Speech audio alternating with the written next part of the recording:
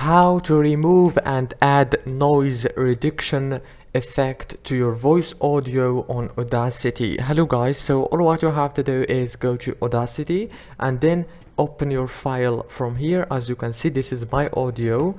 Now all what you have to do is simple, just select it like this,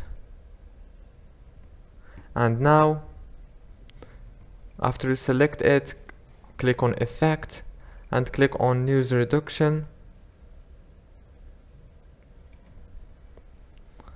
and here you will be able to manage your click on get noise profile.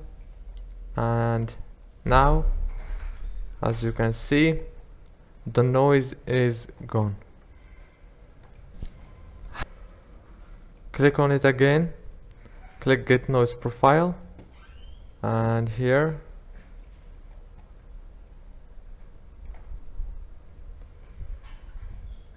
click here on reduce and change it like this, and here you go. How to media.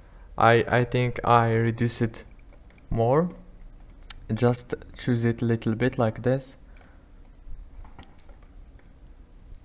How to media. This is just a test audio. And then you can go here to equalization and add the bass boost to make your voice more good. How to media. This is just a test audio.